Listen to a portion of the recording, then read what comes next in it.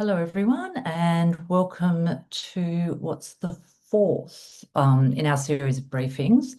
So the aim of these rapid response briefings is to bring together as rapidly as possible for a university climate and energy researchers with journalists and others writing about climate and energy to unpack issues in the context of sort of unfolding events and things that are beginning to be discussed or should be discussed more.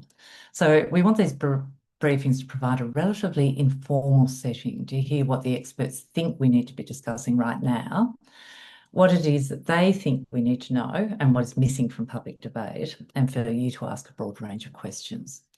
So I'm Libby Lester, I'm Director of the Monash Climate Communication Hub. And we're very grateful to the experts who are joining us today to bring their expertise and viewpoints on virtual power plants and some of the mysteries that surround them. Dr. Gabrielle Cooper is an energy policy expert specialising in distributed energy resources, including rooftop solar, batteries, smart appliances, and EVs. She works globally on how market design and regulation can better integrate these technologies to create faster, cheaper decarbonisation and deliver fairer outcomes for consumers. Dr. Philippa Watson is a fellow at the Australian National University's Centre for Energy Systems, ACES. It is a research centre looking at energy transitions using interdisciplinary approaches. She leads social science research within the larger team and really with a focus on the socio-technical work. And then we have Associate Professor Elizabeth Ratnam from Electrical and Computer Systems Engineering in the Faculty of Engineering at Monash. So Liz is currently working on research focused on virtual transmission lines. So we'll pop up a slide as usual at the end with exact titles and contact details if you want to follow up individually with any or all of the experts. I'm going to ask each of the speakers to introduce themselves and then spend a few minutes providing a few key points of how they're understanding the issue from their perspective, and again, what it is they think we need to be talking about. Then we'll open for questions. We're recording and we'll get the session and transcript up online on the Hub website as soon as possible. So we'll start with Gabrielle, then move on to Pip, then Liz. And I'll wave at about 5 minutes each, if that's okay. So Gabrielle. Thanks, Libby, and thanks to the Monash team for the opportunity to talk to you all this afternoon. Also, thanks to all the journalists on the call. I know how busy journalism is as a profession and appreciate you taking an hour out from filing a direct story to have this briefing. I thought I might start, and unfortunately, as is the standard way with anything energy related, explain 3 acronyms because unfortunately everything in the energy world operates on generally 3-letter acronyms. The first one is distributed energy resources, sometimes known as consumer energy resources. This refers to rooftop solar, battery storage, and smart appliances, including electric vehicles. And these are all the devices in people's homes and businesses. And then there's the concept of a virtual power plant. I'm just going to put up one slide here, which hopefully is full screen. This is AEMO's diagram of a virtual power plant. The challenge with the term VPP is that first, it's not virtual. These are real devices in people's homes and businesses. And secondly, it's not just a power plant.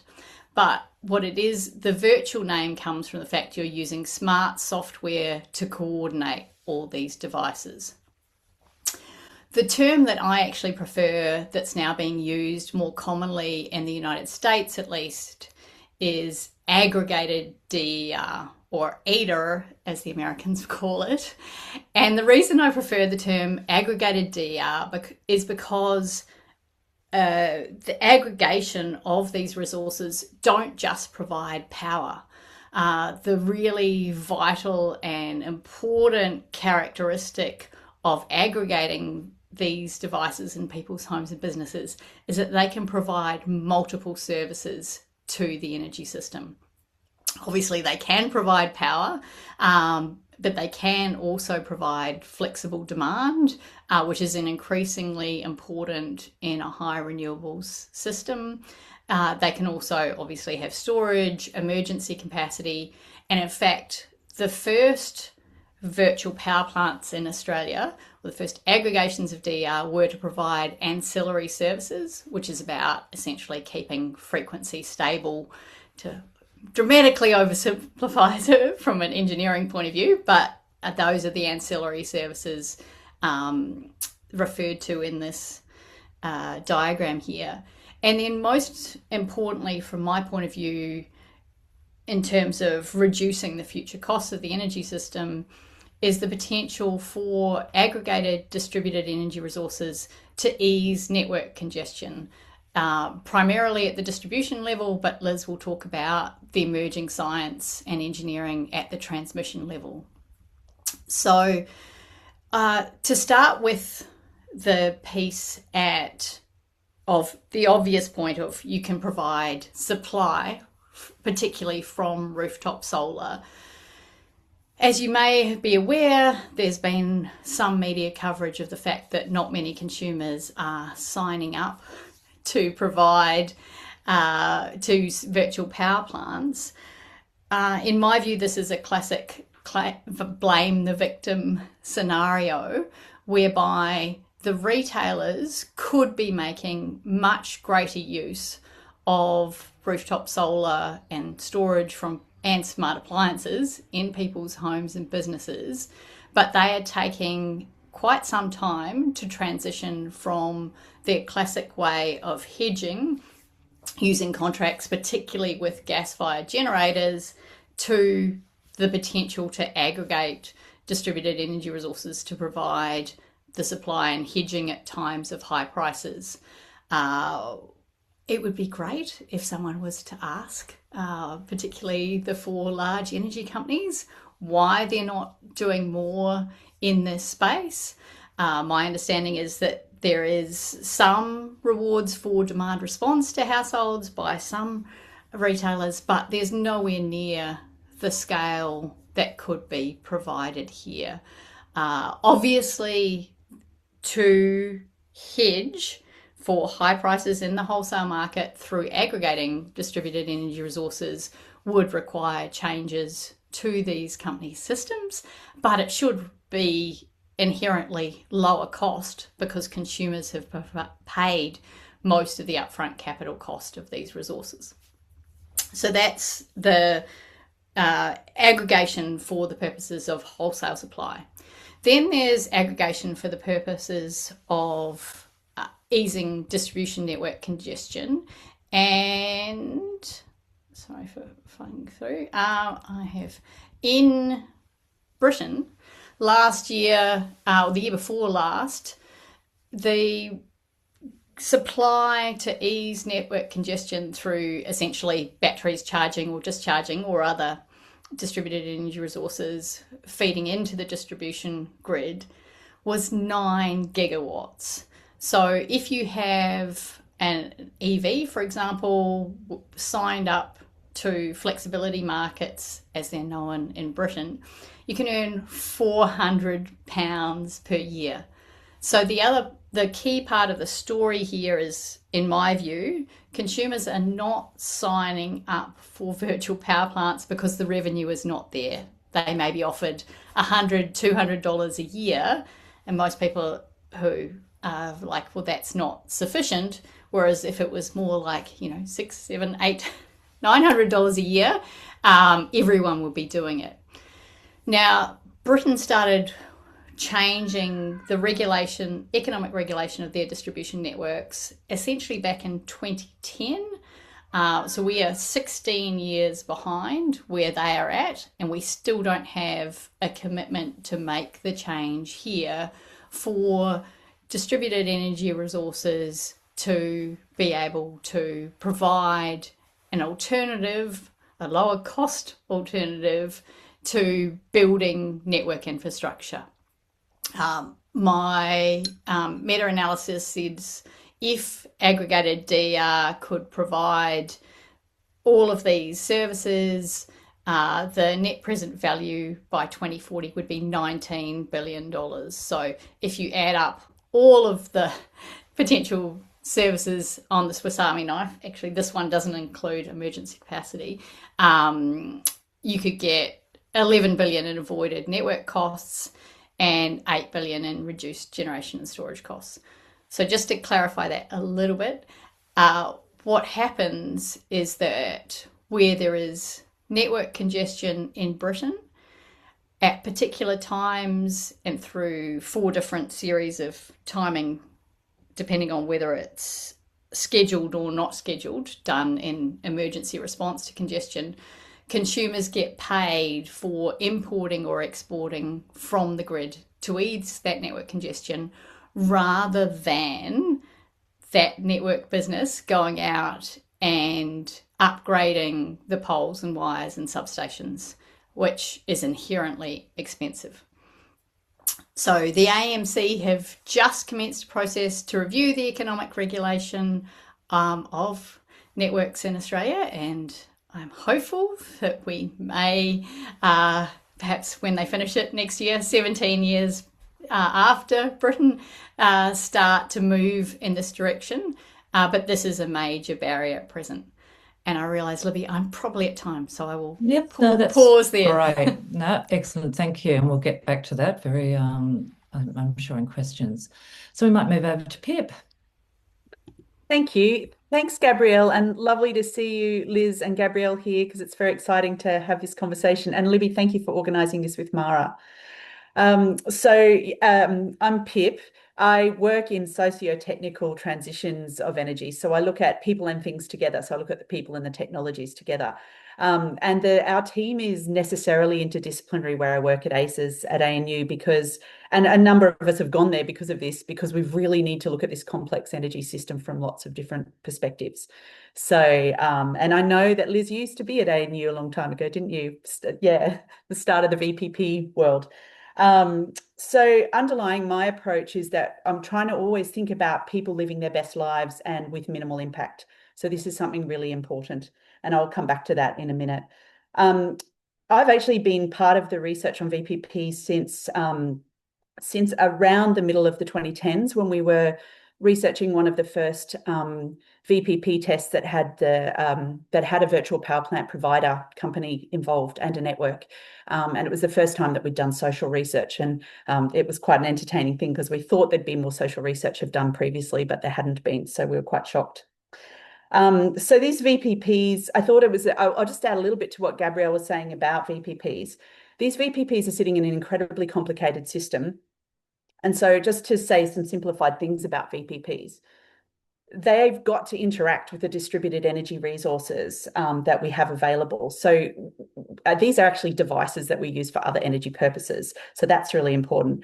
And they're often behind private electricity meters. So this is a really important distinction for us as we think through how VPPs interact with people. VPPs are made up of communication systems, data analytics. They have decision-making, often through algorithms, but Liz actually would know more about the back end of these devices, of these systems, sorry. But they also have to monitor for key signals coming from the electricity market. So all of these things are quite significant and important. So there's hardware and software. Sometimes the hardware has to be behind the meter in the private space to start to engage with the different resources that people have.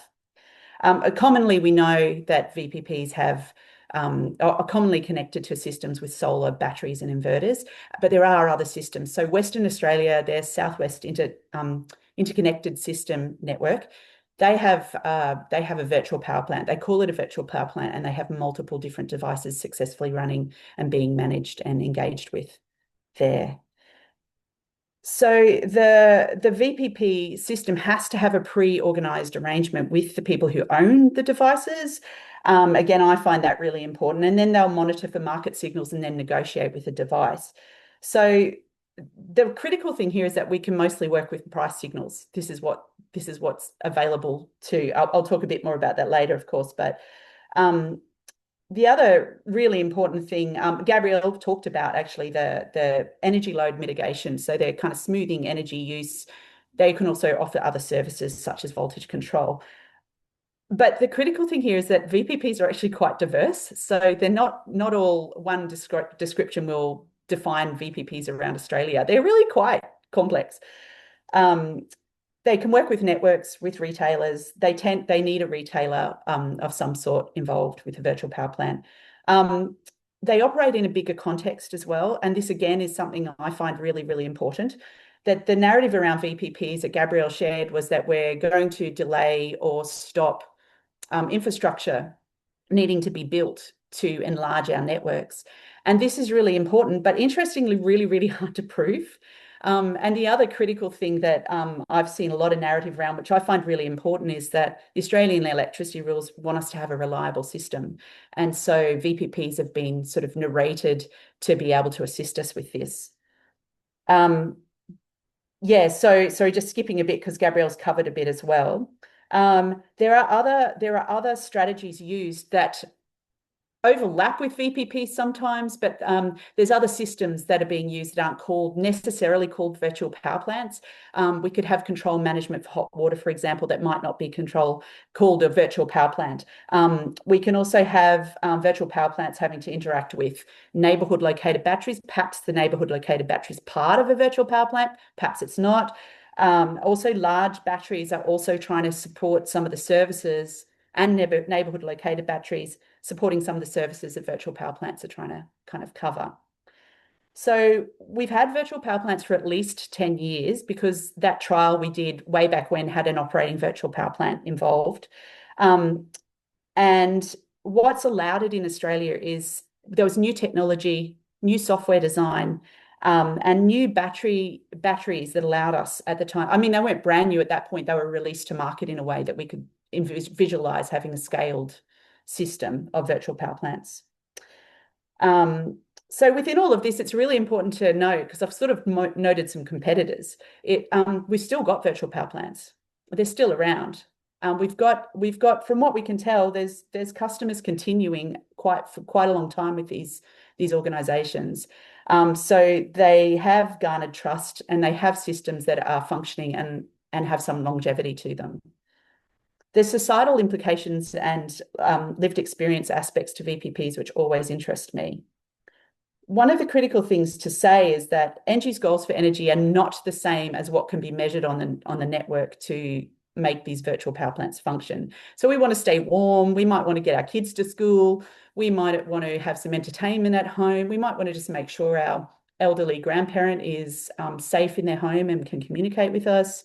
I mean, we have these goals. We might want to be more environmentally caring. We have these goals, and they don't equate exactly to kilowatt hours and prices. And yet VPPs have to work in this kind of in-between space where they have to use quantitative elements to signal action.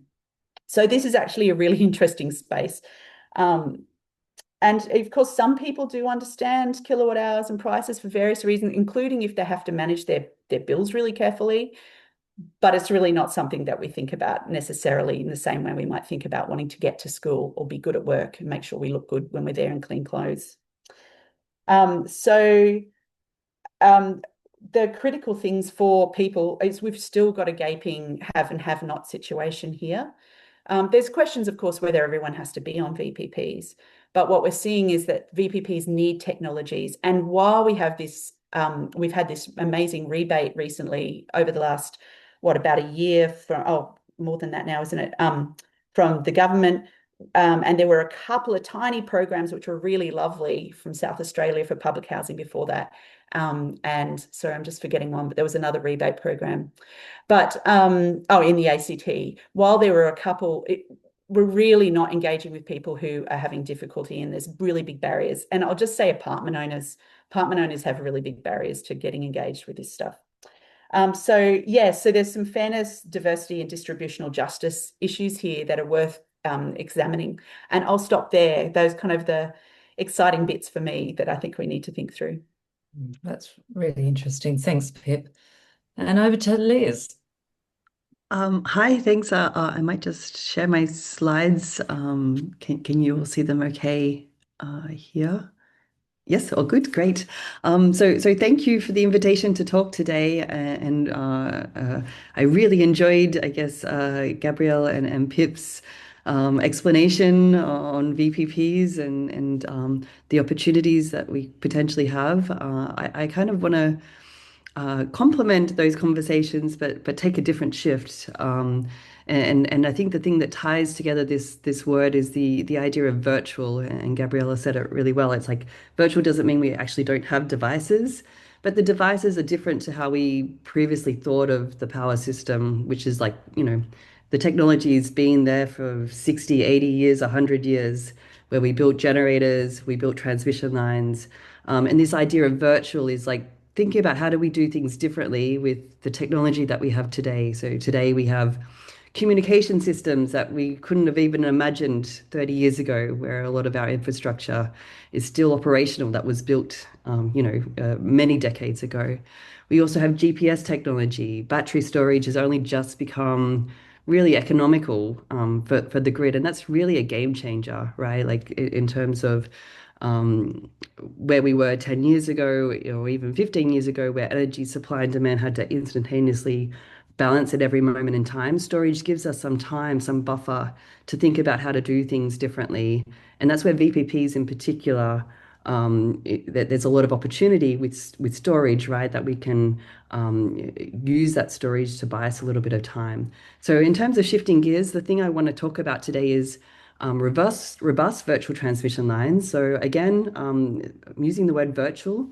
That is the key connection. But essentially, what I'm looking at with this work is three key challenges for the grid. So one is the physical challenge that we have with this energy transition of connecting more renewable energy to transmission grids and distribution grids and everywhere, right? But we have underlying physical constraints that we need to consider. One are thermal constraints, which is like congestion, like you think of the roads, as Gabrielle said. Another is voltage constraints that we have in the grid. And then we have stability constraints, in particular angle stability constraints, where this science is a little bit different to virtual power plants in that we're looking at these angle constraints as well. And I'll explain what I mean by that as we go. The other big challenge is the economic challenge, right, of this energy transition. If we don't do this in an economical way, it will be slow, delayed, costly, people's bills will go up. So we really need to think about leveraging the technology that we have today to do, I guess, proceed with this energy transition in an economical way. And the third challenge is this social license. So, no one wants a transmission line in their backyard. No one wants a big substation in their backyard, right? And for this energy transition, in particular the ISP, AEMO's integrated system plan, there is a need to build more transmission lines to enable it. And so this idea of virtual transmission lines is, well, can we use this new technology that we didn't have, 20, 100 years ago, for example, batteries, communication, GPS technology, to enable us to do that different. And in that sense, the idea is to build community trust, where we're only building the infrastructure that we really need for this transition. And so I came from a power systems background. I worked at Ausgrid for a bit over a decade before I jumped into my PhD in various different roles. And one of those roles was a planning engineer, where I looked at when do we need to build more transmission lines, distribution lines, substations, for example. And the standard approach is like the physical equipment. So in the AEMO ISP, for example, in 2024, they said we need 10,000 kilometers of new transmission lines. That's reduced a little bit since the 2026 ISP came out, but still it's it's something like a bit over 6,000 kilometers of new transmission. And usually at transmission level, it's about 1.2 million, maybe more, as a rule of thumb, per kilometre of new transmission. So it's quite expensive to build that, as well as the social license of land acquisition, new lines in people's backyards. And so this virtual transmission line idea essentially is like, well, instead of doing that, can we put batteries at either end of the transmission line? And not just batteries, but also now we have GPS technology, we can measure some of the physical characteristics of the grid that we couldn't do, a decade or 2 decades ago, for example. And so the idea is instead of building that physical infrastructure, we look at smarter ways to build out this energy grid, similar to a virtual power plant. And so some of the high-level takeaways from some research in the US said, well, if we can, do our transmission lines smarter, there's an opportunity to reduce approximately 80% of the cost for the energy transition in terms of that new infrastructure build. So as I said, batteries are sort of coming along. We've got home batteries for VPPs that are being subsidized, but we've also got a big influx in utility scale batteries happening, particularly over the last 2 to 3 years. So the price point now for energy storage is there essentially for that to enable new ways to think about controlling the grid. So the other technology that's new that enables this is what we call phasor measurement units. So the picture there you can see, this one is for distribution grids. But essentially, what it relies on is GPS technology, which we didn't have 100 years ago, right, where we built the transmission lines. So now we have GPS technology. We can measure what we call the angle in the grid. So if you think of a car driving, you've got position of the car, you've got velocity of the car, and you've got the acceleration of the car. So the position is the angle. And that's the thing that we could never measure before we had these GPS time synchronized sensors. And with that position, if you can control that position, then you can control the frequency or the velocity of the car or the frequency of the grid and the rate of change of the frequency, so rock off, which is the acceleration in the grid. And so if you want a physical intuition of what that means, if you have two large synchronous machines that are rotating, they're synchronized in their rotation, the difference in the position of that rotation is what we call the angle. So that's the distance, that's the position.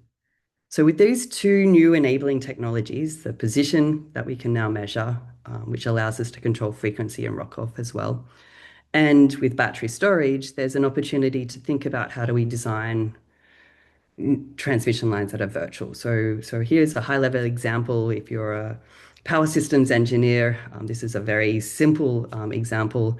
The G1s here are large synchronous generators. Area 1, think of that like Queensland, the state of Queensland. Area 2 is like the state of New South Wales. And for this very simple example, we're going to assume there's 2 generators in Queensland and 2 generators in New South Wales. So that's the G1, G2, G3, G4.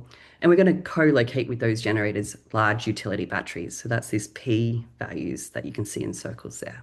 So we're going to put batteries with the generators. And we've got 2 transmission lines. So that's interconnecting the 2 states, for example. And we build 2 in general because if one goes down, we don't want the lights to go out for everyone. Right, so we call this N-1 or redundancy sort of criteria. So whenever we build transmission lines, we always build an extra one redundant. So we essentially operate the power system like we've got like 6 lanes in the freeway, for example. We operate like at 2 or 3 of those lanes just for this redundancy, right?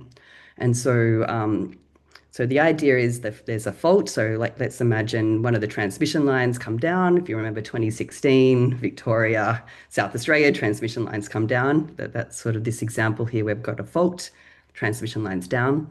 Circuit breakers on either end open, so it's safe. So we don't want that fault to stay there, which makes it unsafe for people to come around. And one transmission line stays in service. So the idea for this virtual transmission line is sort of 2 cents. I like to show this with a picture. So here, if I think of the first picture here is the first transmission line that stays in service. At 5 seconds here, we have a fault. The transmission line goes down. That fault is sustained until about 30 seconds when the circuit breakers close back in. So for 30 seconds, this line is out and then it reconnects back in. And so what we usually see, the gray line here, is a load on that one that's in service doubles. So when we design this power grid for N-1, this transmission line has to take double the load that's needed for the grid, right? So I'll wrap up now, but essentially what the virtual transmission line does is essentially we don't have to double the capacity on that line. The batteries instead take up some of that line, and the batteries actually act as large shock absorbers. So the other problem is stability in the grid. when that line goes down, and we actually don't have these, really, like if you think of the horse and cart, it goes over a big speed hump, that would not be a good situation. Whereas like now we've got a really fast car that has active suspension, we can go over the speed hump really fast, right? So that's what the batteries sort of do as well, is this shock absorber. And so we can essentially double the capacity of the transmission without building the new transmission lines, but we can also act as like really good shock absorbers for the grid, which allows us to get that stability to also double. So I'm going to wrap up there, but hopefully that sort of gives us sort of sense of what this virtual transmission line technology is. Oh, that's great. Thank you.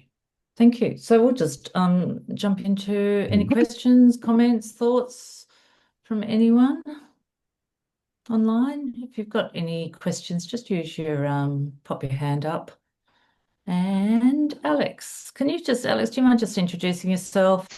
Hi, my name is Alex Carvajal. So we work in the energy space, especially more in the fleet electrification, energy control system, and energy management systems, deployment of battery charges, and dynamic capacity. And I was very curious about what I don't remember the name of the speaker, but she was talking about the virtual transmissions lines, and I wonder if you could expand a little bit more in how battery, and very simple, because I don't have the SME here in the meeting. So can you expand in how the batteries, as you said, on each side of the grid can reduce 80% of the cost or reduce the needs of actual cables? Is that just because it remove the redundancies, or it's just remove the need to have the cables? I wonder if you could explain that a little bit more. Yeah, so the cables we have at the moment are designed so that if one cable goes out, it can pick up the load, right?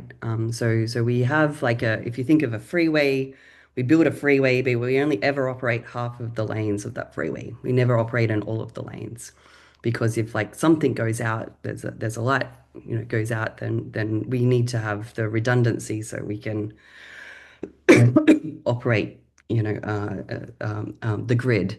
And so the virtual transmission line essentially is, instead of building transmission lines for that redundancy, we can use batteries to provide that same level of redundancy.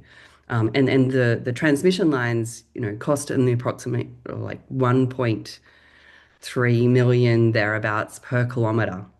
Whereas the cost of batteries, like, depends on how long you want the batteries to operate and how long the virtual transmission line you want to operate, but they're considerably less, an order of magnitude less in cost. It really depends on the length of the line, right? So if you get to around 200 kilometers, for example, the economics back of the envelope work out pretty easily. And so the idea of tying this, I guess, and the difference, I guess, like now, for example, in when there's a transmission tower that goes down, or there's an outage, sometimes that could be a minute, sometimes it could be an hour, sometimes it can be 2 hours. So, if you have a physical line there, it can take up that load immediately. But usually there's lots of alarms happening in those situations. The operators have to make decisions, and then they figure out how to reroute the grid or reconnect it. The virtual transmission line essentially uses the batteries instead of the line as the level of redundancy.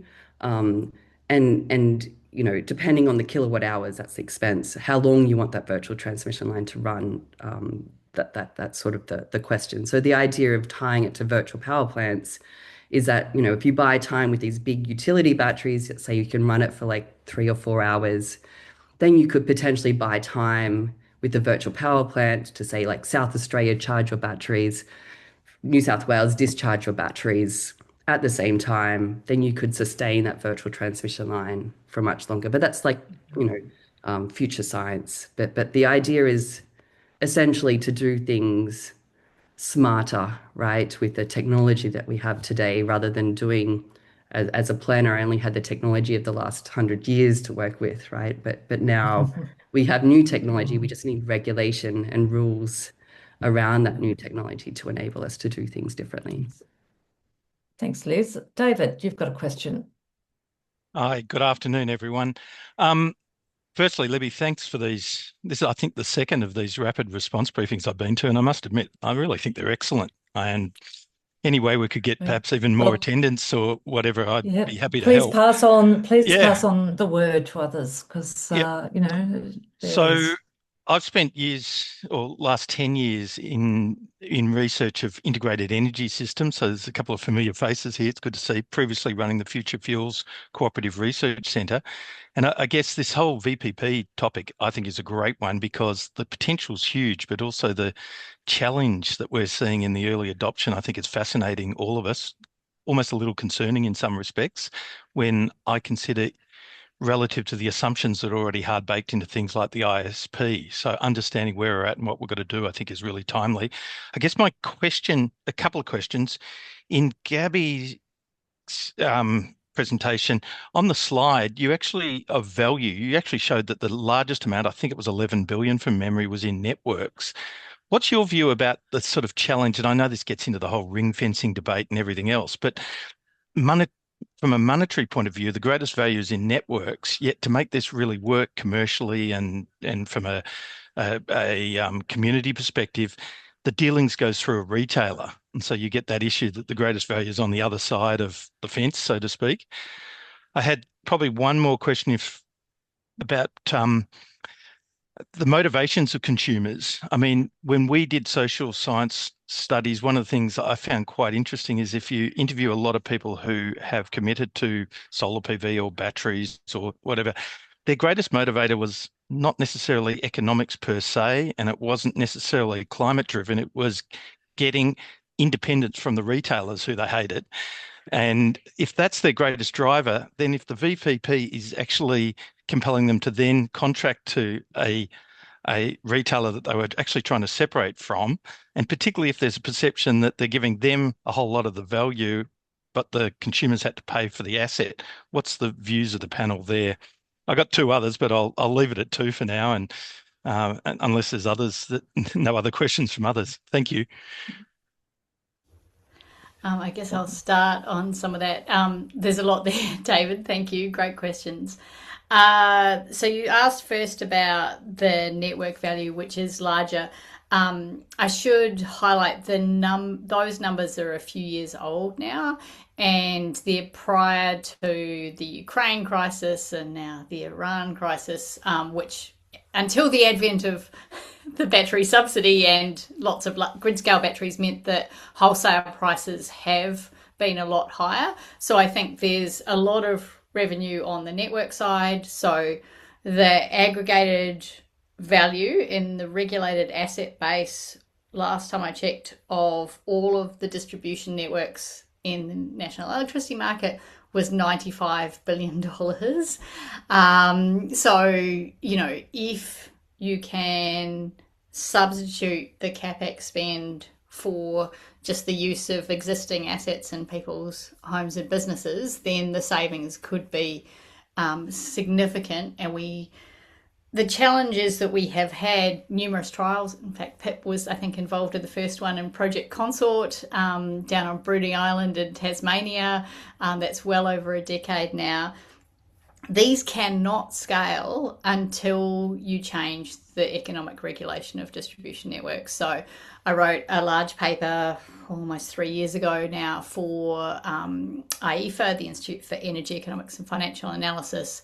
I got to 10 reasons why the economic regulation was no longer fit for purpose, and I could have gone on more, but it was a nice round number. But most importantly, there is a CapEx bias. Some of the network businesses will tell you that that does not exist. However, if you have beers with network engineers after conferences, as I tend to do, they will quietly tell you that given the choice between, for example, reconductoring a line and undergrounding it, the undergrounding added more to the regulated asset base, and despite the engineers wanting to do the lower cost solution, the accountants that run that business recommended that the line be undergrounded. And that's, the financial incentives that you provide the network companies determine how they run their businesses. And so, there is enormous potential, especially we've now got well over 500,000 batteries in people's homes and businesses. The potential of those batteries to be able to be used to alleviate current or future network constraints. And the point about future is vital because compared particularly with Britain, we don't not have a lot of network constraints at the distribution level. But if we electrify as we need to do to reduce emissions, we will have a lot more electricity use, obviously for transport, for the electrification of household and business gas use. And of course, we're also facing the potential of significant increases with data centres. So yeah, there's huge potential. So that's the network piece. And then the retail piece, obviously, Australia's got essentially the highest price cap of anywhere in the world. And so the potential to reduce that, what was outside of the $19 billion NPV by 2040 calculation for what DER could contribute, was a $10 billion in super profits that the generators earn. These are usually gentailers because the retailers own the vast majority of the generation. And what's fascinating is you're now seeing with more large, medium and small scale batteries in the system, wholesale prices come down because those peaks are decreasing. So there is an existential threat there, but there's also the opportunity for the retailers to transition. Just final point before I hand over to Pip, who I'm sure wants to comment on the motivations of consumers. One of the things that I think is very interesting in the Australian context is that the rule maker, the Australian Energy Market Commission, has said that to operate a virtual power plant or to aggregate DER, you must be a retailer. In Britain, they have created aggregators as third parties so consumers can contract with them, and so that changes the dynamics entirely. We are stuck in a situation where consumers do not have that choice of essentially independent contracting, which is a challenge. But yes, Pip, sorry, I'll let you jump in. Oh, thank you. So many great points there. Motives. Oh my goodness, such a great question. I feel like we could almost just take it as a standing comment, but I've got tons to add to it, so I'll just add a few things.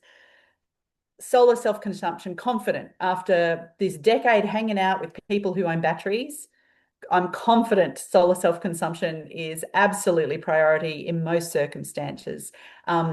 And as you said, just staying as far away from the system as possible is often what gives people comfort. But having said that, there is a respect for the grid that we didn't anticipate in 2016 when we were talking about death spirals at the time.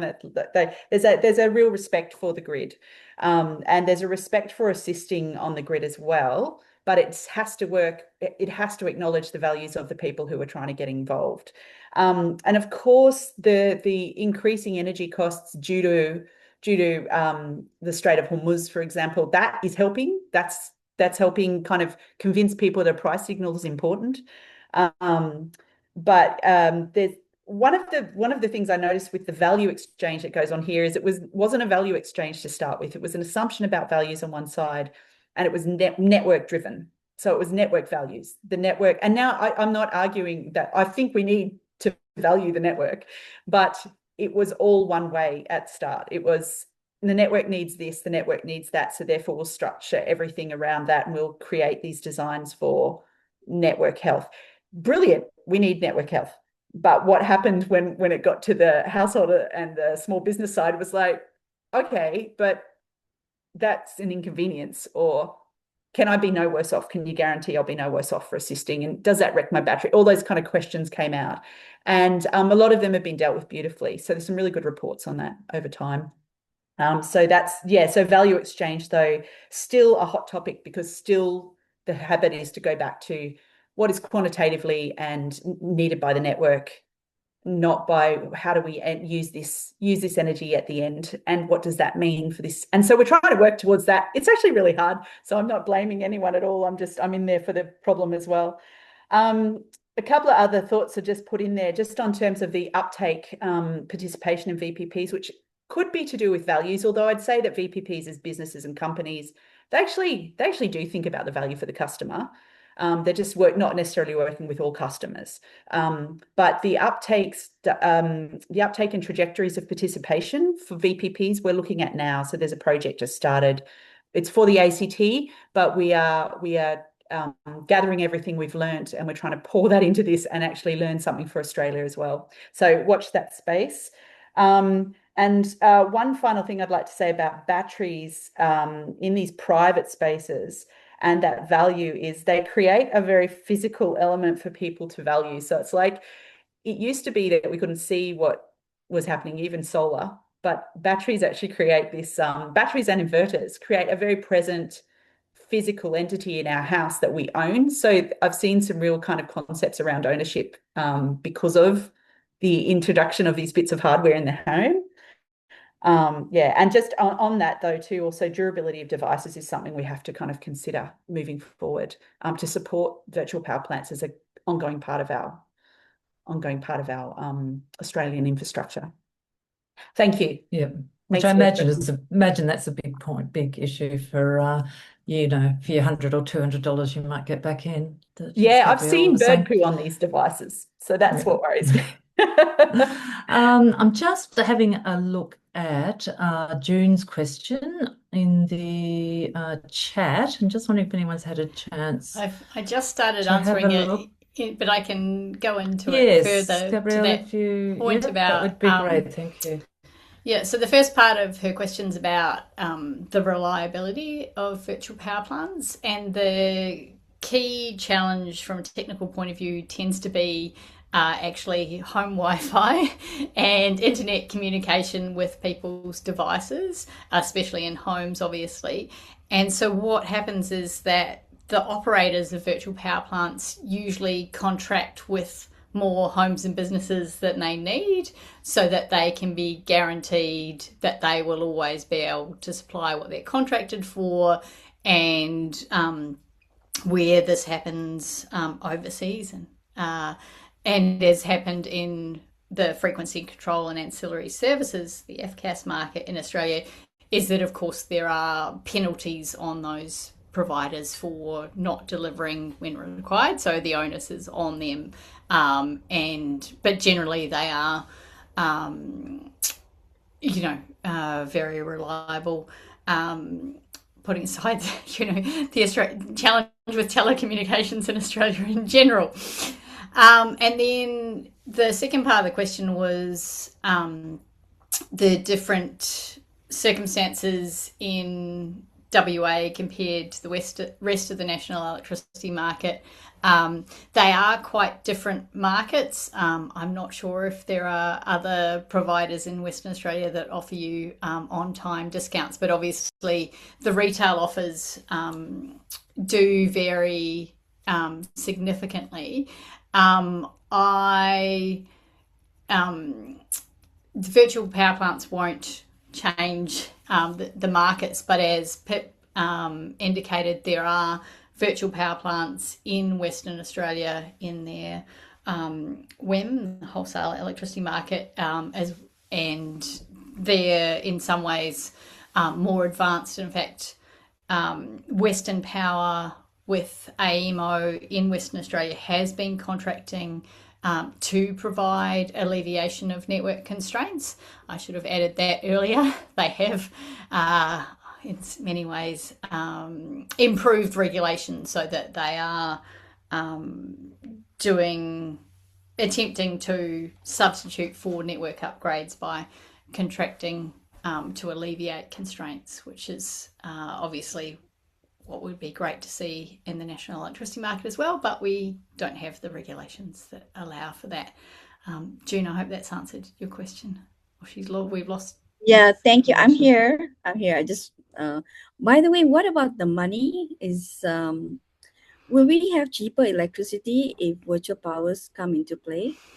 Yes, so you should have, it depends what kinds of markets we're allowing, but the number that I put up suggested essentially that if you had good aggregation or integration and aggregation of DR in Australia, you could have $19 billion net present value for the system as a whole. And then particularly the prices will come down due to the reduced wholesale costs, which is already happening due to more batteries coming in, because we've got this very expensive wholesale electricity market with a very high market price cap. And so some of you probably heard about the duck curve, but essentially the big challenge for Australia is the evening peak, particularly in summer when we have multiple days of heat waves. Our prices can go incredibly high, and in heat waves is also when you get lots of solar generation. So fortunately we have what's called a coincident peak there of the solar generation, and obviously batteries also help for that electricity to be stored and used in the evenings in particular. So we should see prices come down for everyone, not just for the consumers that own the batteries and the solar.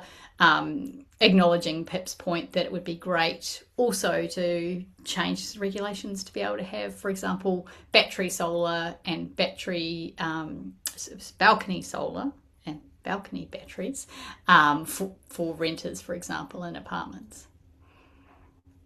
Thank Liz, you. Pip, have you got anything you'd like to add to that one before we close up? Maybe I can just reflect on my personal experience, I guess, in subscribing to a VPP. I guess I was very interested in VPPs, and so that was the first thing I did as a battery owner. But Amber Electric, I guess, with the wholesale market and the price, like the incentives for that, if you have a battery, are far higher than any VPP was offering. So I think talking to Gabrielle's point on having the right price signals is really key to enable this technology, and we're not there yet. I would say on those price signals, if you agree, Gabrielle. Yeah. Just to add in terms of VPP and observations of it, I think that because VPPs are complicated, I hear regularly that so therefore I can say pretty confidently we tend to assume that people aren't paying attention or that people can't process this complexity. They may process the complexity of a VPP in different ways, but they'll use them. There's the beautiful ways that people can assess, problem solve, and decide whether a VPP is right for them. They're plentiful. There's beautiful ways that people do it. And people are paying attention when they're involved. So as soon as they have the experience, they're thinking about it, they're communicating about it, and they're starting to assist us to understand what's going to work for society. So I'm loving that they're keeping going. I think there's really important aspects to VPPs that we really want to keep in Australia. But I do think that there needs to be a lot more work done thinking through the barriers and the challenges for them. So yeah, perhaps we can come back and chat about that another time. Right. All right. Well, that's fantastic. Thank you, everybody. I think we've got some contact details there if for everybody. We're going to have another session in a couple of weeks' time. I think we'll tackle critical minerals and how do you get the balance right on that one at that point. And yes, please spread the word on these sessions, because the more we get to exchange with people, I think the better with this stuff. So thank you, everybody, for your time, and to Liz, Pip, Gabrielle, really appreciate it. Thank you. Thank you. Thank you so much for making the space for an important topic. Take care.